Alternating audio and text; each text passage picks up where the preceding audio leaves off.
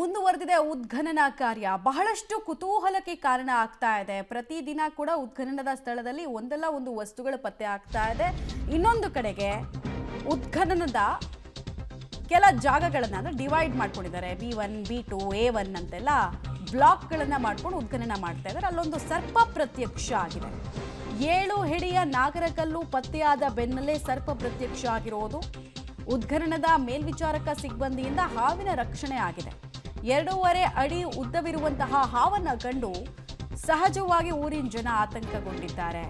ನಿಧಿಗೆ ಸರ್ಪ ರಕ್ಷಣೆ ಮಾಡ್ತಾ ಇದೆ ಅನ್ನೋ ನಂಬಿಕೆ ಆ ಭಾಗದ ಜನರಲ್ಲಿದೆ. ಇದಕ್ಕೆ ಯಾವುದೇ ಇತಿಹಾಸದಲ್ಲಿ ಆಧಾರ ಇಲ್ಲ, ಬಟ್ ಒಂದು ನಂಬಿಕೆ. ಆ ನಂಬಿಕೆಗೆ ಪುಷ್ಟೀಕರಿಸುವ ರೀತಿಯಲ್ಲಿ ಕೆಲ ವಿಚಾರಗಳು ನಡೆದಾಗ ಒಂದಕ್ಕೊಂದು ತಾಳೆ ಹಾಕ್ಕೊಳ್ತಾರೆ ಜನ. ಈಗ ನೀವು ಸರ್ಪ ಪ್ರತ್ಯಕ್ಷವಾದ ಸಂದರ್ಭದಲ್ಲಿ ಸೆರೆ ಹಿಡಿಯಲಾದ ವಿಡಿಯೋವನ್ನು ಗಮನಿಸ್ತಾ ಇದ್ದೀರಾ. ಇನ್ನೊಂದು ಕಡೆಗೆ ಆ ಘಟಸರ್ಪದ ಶಿಲೆ ಪತ್ತೆಯಾಗಿತ್ತು. ಇವೆಲ್ಲವೂ ಕೂಡ ಸಂಪತ್ತನ್ನು ಕಾಯ್ತಾ ಇದೆ. ಸಂಪತ್ತಿಗೆ ಹತ್ತಿರದಲ್ಲಿದ್ದಾರೆ. ಬಟ್ ಏನೋ ಒಂದು ಕೆಟ್ಟದಾಗ್ಬಿಡುತ್ತೆ ಹತ್ತಿರಕ್ಕೆ ಹೋದಷ್ಟು ಅನ್ನೋದು ಒಂದು ಆತಂಕ, ನಂಬಿಕೆ. ಇದನ್ನು ಮೂಢನಂಬಿಕೆ ಅಂತ ಇತಿಹಾಸಕಾರರು ಹೇಳ್ತಾರೆ, ಉರಗ ರಕ್ಷಕರು ಹೇಳ್ತಾರೆ. ಯಾಕಂದರೆ ಹಾವು ಸಾಮಾನ್ಯವಾಗಿ ನೆಲದ ಅಡಿಯಲ್ಲೇ ಇರೋದಕ್ಕೆ ಬಯಸುವಂತಹ ಪ್ರಾಣಿ. ಹೀಗಾಗಿ ಇದರಲ್ಲೇನು ವಿಶೇಷತೆ ಇಲ್ಲ ಅನ್ನೋದು ಅವ್ರ ಮಾತು. ಡೀಟೇಲ್ಸ್ ಕೊಡ್ತಾರೆ ಭೀಮನಗೌಡ ಪಾಟೀಲ್. ಭೀಮನಗೌಡ, ಪದೇ ಪದೇ ಉತ್ಖನನ ಕಾರ್ಯದ ಸಂದರ್ಭದಲ್ಲಿ ಸರ್ಪಗಳು ಪ್ರತ್ಯಕ್ಷ ಆಗ್ತಾ ಇರೋದು ಗ್ರಾಮಸ್ಥರಲ್ಲಿ ಯಾವ ರೀತಿ ಆತಂಕಕ್ಕೆ ಕಾರಣ ಆಗಿದೆ, ಮತ್ತು ಉತ್ಖನನ ನಡೆಸುವಂತಹ ಅಧಿಕಾರಿಗಳು ಸಿಬ್ಬಂದಿ ವರ್ಗದ ಹೇಳಿಕೆ ಏನು ಅಂತ? ಮಮತಾ, ಗದಗ ಜಿಲ್ಲೆಯ ಲಕ್ಕುಂಡಿ ಗ್ರಾಮದಲ್ಲಿ ಉತ್ಖನನ ಕಾರ್ಯ ಆರಂಭವಾಗಿರುತ್ತದೆ. ಇವತ್ತು 13ನೇ ದಿನದ ಉತ್ಖನನ ಕಾರ್ಯ. ಈ ಒಂದು ಉತ್ಖನನ ಸ್ಥಳದಲ್ಲಿ ಇವತ್ತು ನಿಜವಾದಂಥ ಹಾವು ಕೂಡ ಇವತ್ತು ಪ್ರತ್ಯಕ್ಷವಾಗಿರುವಂಥದ್ದು. ಕಳೆದ 13 ದಿನಗಳಲ್ಲಿ ಅನೇಕ ನಾಗಶಿಲೆಗಳು ಸಹ ಪತ್ತೆಯಾಗಿರುವಂಥದ್ದು. ಅದರ ಒಂದು ನಾವು ದೃಶ್ಯವನ್ನು ಕೂಡ ನಾವು ತೋರಿಸ್ತಾ ಇದ್ದೀವಿ. ಇದು ಎ ಅನ್ನುವಂಥ ಗುಂಡಿ ಶ್ರೀಕೋಟೆ ವೀರಭದ್ರೇಶ್ವರ ದೇವಸ್ಥಾನದ ಅಂಗಳದಲ್ಲಿ ಏನು ಉತ್ಖನನ ಕಾರ್ಯ ನಡೀತಾ ಇದೆ. ಇಲ್ಲಿ ಸುಮಾರು 13 ದಿನಗಳಿಂದ ಇಲ್ಲಿವರೆಗೂ ಕಲ್ಲಿನ ಶಿಲೆಗಳು ಸಿಕ್ಕಿದ್ವು, ನಾಗರ ಕಲ್ಲಿನ ಶಿಲೆಗಳು ಸಿಕ್ಕಿದ್ವು. ಆದರೆ ಇವತ್ತು ಬೆಳಗಿನ ಜಾವ ನಿಜವಾದಂಥ ಹಾವು ಸಹ ಇವತ್ತು ಪ್ರತ್ಯಕ್ಷವಾಗಿರುವಂಥದ್ದು. ಇದೇ ಒಂದು ಗುಂಡಿಯಲ್ಲಿ ಹಾವು ಪ್ರತ್ಯಕ್ಷವಾಗಿದ್ದು ಸಾಕಷ್ಟು ಕುತೂಹಲ ಮೂಡಿಸಿದೆ ಅಂತ ಹೇಳ್ಬೋದು. ಯಾಕೆ ಅಂತಂದರೆ ಆ ಹಾವು ಕಂಡು ನಿಜಕ್ಕೂ ಜನ ಬೆಚ್ಚಿ ಬೀಳ್ತಿದ್ರು, ಭಯಗೊಳ್ತಾ ಇದ್ರು.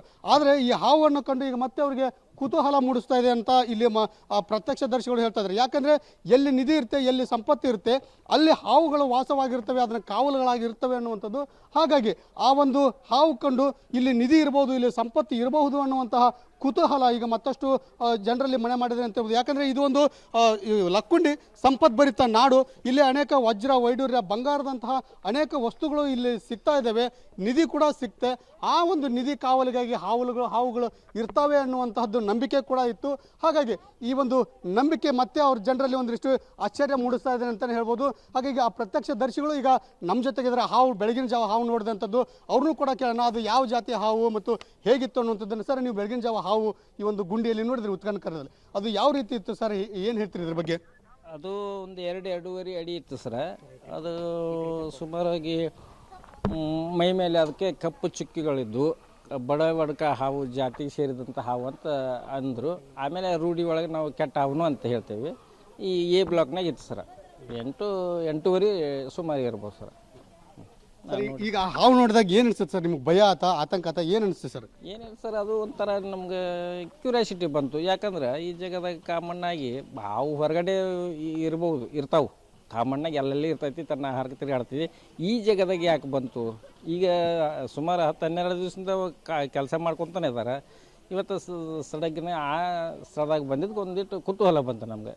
ಇಲ್ಲಿ ಏನಾರೋ ಒಂದು ಇರಬಹುದು, ಏನೋ ಕುರುಹು ಇರಬೇಕು. ವೀರಭದ್ರೇಶ್ವರ ದೇವಸ್ಥಾನ ಹಿಂದಲಿದ್ದ ಕೇಳಿದ್ವಿ, ಬಟ್ ಅದು ಸಣ್ಣ ಪ್ರಮಾಣದ ಹಾವು, ದೊಡ್ಡ ಪ್ರಮಾಣ ಇದಿಲ್ಲ.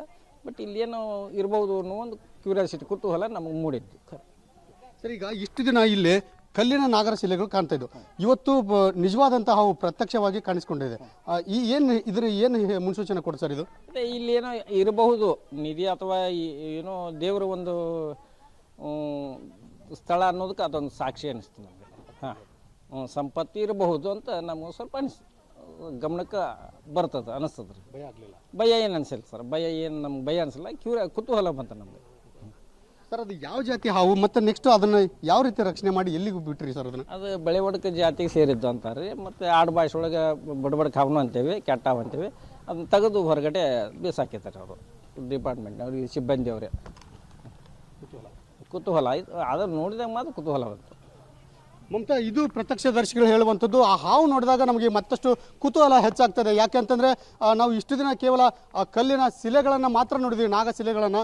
ಈಗ ಪ್ರತ್ಯಕ್ಷವಾಗಿ ನಾವು ಹಾವುಗಳನ್ನು ನೋಡಿದ್ದೀವಿ. ಹಾಗಾಗಿ ಇಲ್ಲಿ ಏನಾದರೂ ಸಿರಿ ಸಂಪತ್ತು ಸಿಗಬಹುದು ಅನ್ನುವಂತಹ ಮತ್ತಷ್ಟು ಕುತೂಹಲ ನಮಗೆ ಮೂಡ್ತಾ ಇದೆ. ಅದು ಬಳಿವಡಕ ಜಾತಿಗೆ ಸೇರಿದಂಥ ಹಾವು, ಜೊತೆಗೆ ಅದು ಇನ್ನೊಂದು ವಿಷಪೂರಿತವಾದಂಥ ಹಾವು. ನಾಗರ ಹಾವಿಗಿಂತ ವಿಷಪೂರಿತವಾದಂಥ ಹಾವು ಇವತ್ತು ಇಲ್ಲಿ ಒಂದು ಪ್ರತ್ಯಕ್ಷವಾಗಿದೆ. ಕಳೆದ 12 ದಿನದಿಂದ ಇಲ್ಲಿ ಕೆಲಸ ಮಾಡ್ತಿದ್ರು, ಕಾಣಿಸ್ಕೊಂಡಿಲ್ಲ.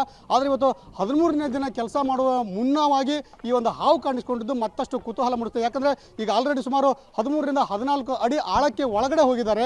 ಇನ್ನು ಮುಂದೆ ಏನಾದರೂ ಸಿರಿ ಸಂಪತ್ತು, ಅಮೂಲ್ಯ ವಸ್ತುಗಳು ಸಿಗಬಹುದಾ ಅನ್ನುವಂತಹ ಕುತೂಹಲ ಸಹ ಎಲ್ಲರಲ್ಲೂ ಮನೆ ಮಾಡಿದೆ ಅಂತಲೇ ಹೇಳ್ಬೋದು. ಮಮತಾ, ಧನ್ಯವಾದ ತಮ್ಮ ಮಾಹಿತಿಗಾಗಿ ಭೀಮನಗೌಡ. ಹಾವುಗಳು ಶೀತ ರಕ್ತದ ಪ್ರಾಣಿಗಳು. ಸೊ ಅಂಡರ್ಗ್ರೌಂಡ್ ಪತ್ತೆ ಆಗೋದ್ರಲ್ಲಿ ಯಾವುದೇ ಆಶ್ಚರ್ಯ ಇಲ್ಲ, ಬಟ್ ಗ್ರಾಮಸ್ಥರ ನಂಬಿಕೆ.